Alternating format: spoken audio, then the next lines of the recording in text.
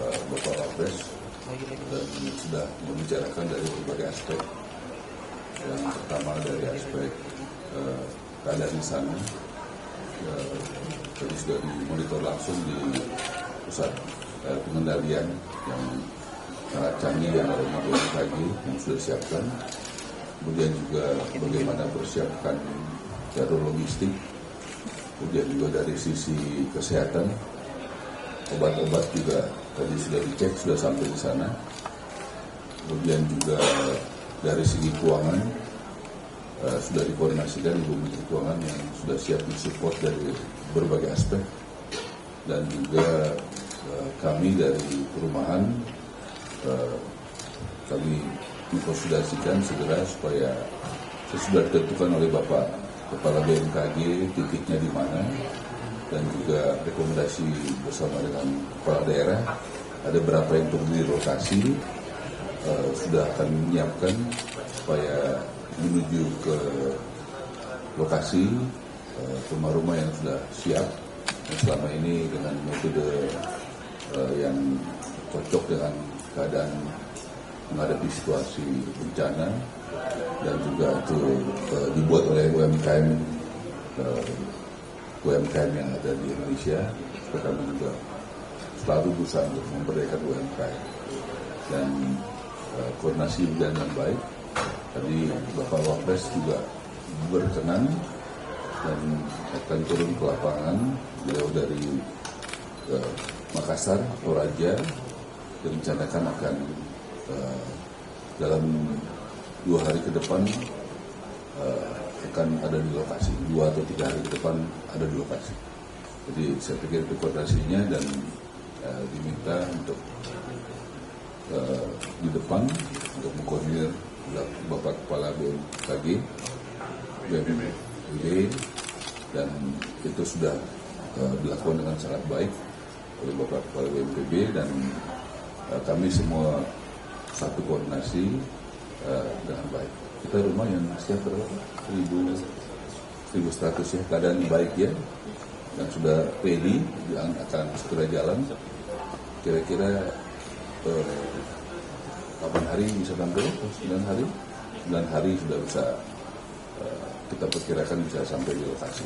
Nah, tentu ada tahapan verifikasi oleh Pak Nusron dari ATR, karena tangannya mesti clear and clean begitu, dan dari aspek lain dari tempat bekerja, karena kebanyakan petani ya, dan juga petani ya baik, jadi kita juga pertimbangan titiknya harus juga jangan terlalu jauh dari tempat bekerja, tapi juga yang aman. Jadi variabel-variabel itu tidak jauh dari antara rumah dan tempat pertanian bekerja, juga dari titik lokasi yang aman, itu menjadi pertimbangan kami.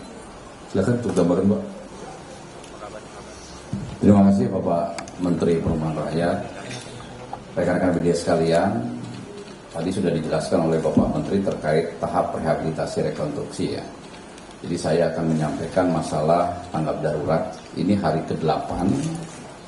Tanggap daruratnya direncanakan oleh pejabat Bupati Flores Timur adalah 58 hari. Sehingga kita masih punya waktu 50 hari. Tapi tentu saja kita tidak menunggu sampai tanggap darurat selesai baru masuk tahap rehabilitasi rekonstruksi. Kasihan masyarakat, tadi Bapak Menteri sudah menjelaskan langkah-langkah yang akan dilakukan.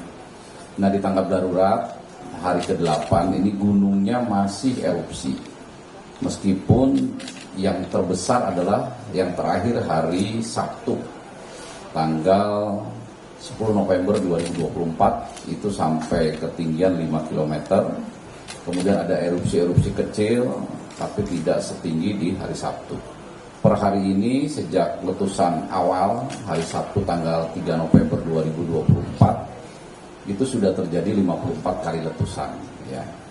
Nah, kemudian untuk pengungsian, tercatat sampai hari ini ada 11.553 orang. Ya. Sekarang ada di 8 titik pengungsian terpusat.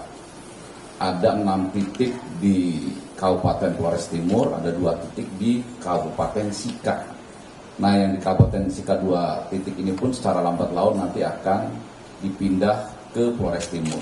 Sudah ada beberapa titik Nanti ini dalam proses pemindahan. Kenapa dipindahkan? Karena abu itu mengarahnya ke barat dan barat daya, sehingga tempat pengungsian di Kabupaten Sika ini terdampak abu. Tadi Bapak Wapres langsung memimpin rapat, memberikan arahan-arahan, ya. Bahkan beliau harus dibedakan di tempat pengungsian antara yang umum, antara yang lansia, antara yang hamil, antara yang menyusui dan anak-anak, ya, supaya pelayanan kesehatan dan kebutuhan dasarnya tepat. Kami pastikan per hari ini belum ada keluhan terkait dengan pelayanan dasar, makan, minum, air bersih, ya. Tetapi yang akan terus dilengkapi adalah MCK. Ya, dari MCK tadi ada beberapa keluhan untuk dilengkapi, tapi kami pastikan ini akan terus dilengkapi. Kemudian juga dari pemerintah daerah ada keinginan untuk menambah jalur pelayaran laut, ya, feri. Ini juga akan dikomunikasikan. Tadi Bapak Menteri Perumahan Rakyat juga Pak Marwarar Sirait juga sudah mengingatkan kami untuk berkoordinasi dengan Kementerian Perhubungan. Dari TNI juga per hari ini membantu, TNI Angkatan Laut akan menggeser KRI Ahmad Yani. Nah, dengan langkah-langkah ini mudah-mudahan dalam masa tanggap darurat ini semua kebutuhan pengungsi ini betul-betul bisa kita penuhi. Mungkin tambahan dari saya seperti itu, ya, rekan-rekan media sekalian. Intinya dalam tanggap darurat ini pelayanan pengungsi masyarakat terdampak 11.553 orang ini betul-betul bisa terlayani dengan baik, dan pimpinan nasional, ya, langsung Bapak Wakil Presiden memimpin langsung pada kita semua untuk pelaksanaan kegiatan tersebut. Mungkin seperti itu. Ya.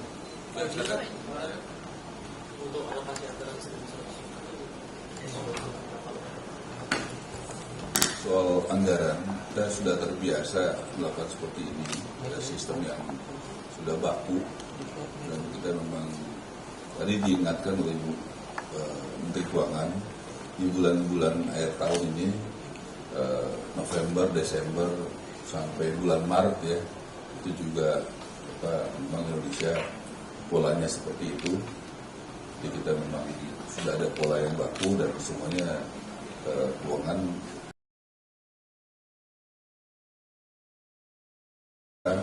juga yang semangat gotong royong juga sangat kuat terasa, karena nanti Bapak Kepala yang akan koordinir juga dengan pemerintah daerah. Jadi kita nanti sumber itu pasti ada dari APBN, juga pasti ada dari APBD, tapi juga dari pihak-pihak swasta. Jadi semangat gotong royong memang sudah makin kuat dalam negara kita. Pak, secara riginya berapa ya Pak? Maksudnya untuk yang kerusakan berat dan ringan? Kalau yang berat kan pasti 60 juta, ya, itu termasuk yang rusak. Tapi kalaupun itu kurang, ya mesti kita tambahkan, Pak. Ya, gitu. Jadi itu udah baku 60 juta itu. Ya, silakan.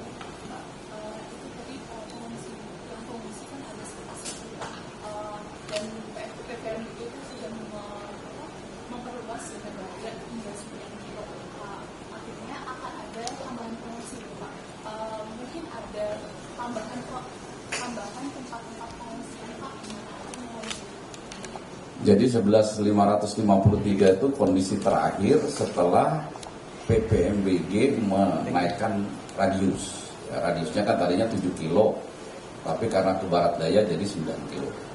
Nah, sekarang fokus titik pengungsiannya adalah memindahkan yang dari Sika.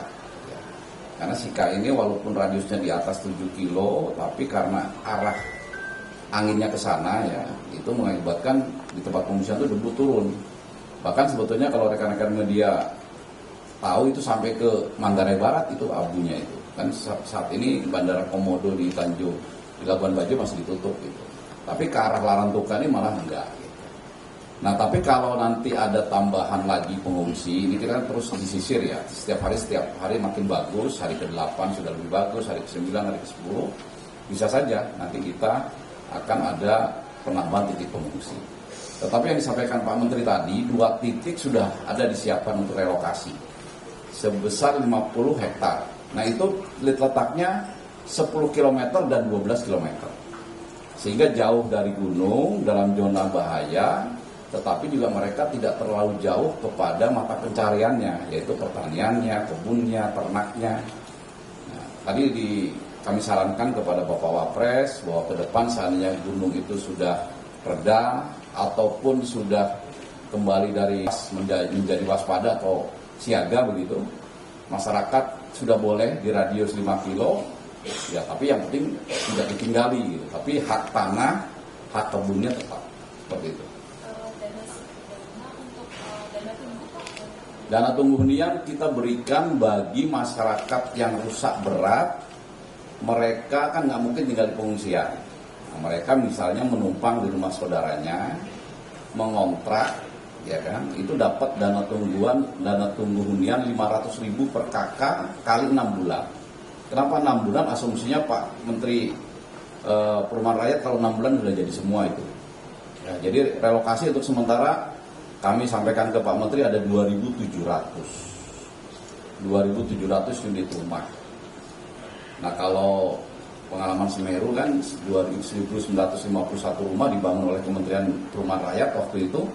Sudah sampai setahun, 135 hari selesai. Nah ini mungkin kalau tambah 700 kan rekan-rekan media bisa itu.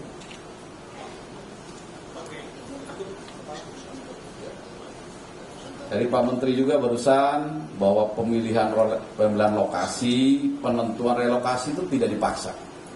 Saya dialog ke masyarakat itu tidak ada siapapun yang bisa memaksa karena negara berbeda. Jadi mereka dialog. Kalau Pak saya tidak mau ke tempat yang 2 titik itu, saya akan mengungsi di sana, saya kebetulan punya tanah, nggak apa-apa. Nanti Pak Menteri akan bangunkan di situ, atau BNPB yang bangunkan di situ. Jadi ini sifatnya terserah masyarakat, jadi tidak ada yang dipaksa. Jadi kalau bencana memang tidak pernah terjadi, sudah dibangun, terus tidak ditinggali. Coba lihat di mana-mana tidak ada.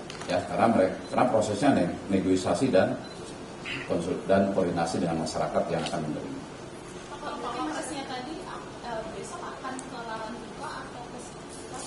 Tadi udah disampaikan Pak Menteri, ya mungkin ke Larantuka. Ya, supaya jelas ya. Jadi Bapak Wapres ada rencana ke Makassar, kemudian ke Toraja, kemudian nanti akan langsung ke lapangan dalam beberapa hari ini. Ya, bisa dalam 3 hari ini, yang pasti itu jadwalnya beliau. Ya. Begini, kita kan memang sudah terbiasa pola begini, masyarakat dalam keadaan seperti itu tentu polanya harus menghargai, mendengar. Ya, jadi diajak bicara baik-baik yang disampaikan beliau tadi, dan itu saya pikir wujud empati dan simpati yang konkret. Ya, jadi diajak baik-baik ngomong tadi variabelnya kan adalah bagaimana harus lokasinya aman, satu itu. Kedua, bagaimana itu dengan tempat pekerjaan, itu rata-rata pertanian, itu kan mesti dibicarakan. Begitu ya. Tadi juga ada alternatif, mungkin mereka mau di tempat lain, atau saudara, atau punya tanah di mana, punya apa itu, itulah proses dialog yang harus kita lalui dalam mengelola situasi seperti ini. Jadi dialog itu menjadi sangat penting sekali. Saya rasa gitu ya teman-teman ya. Terima kasih ya.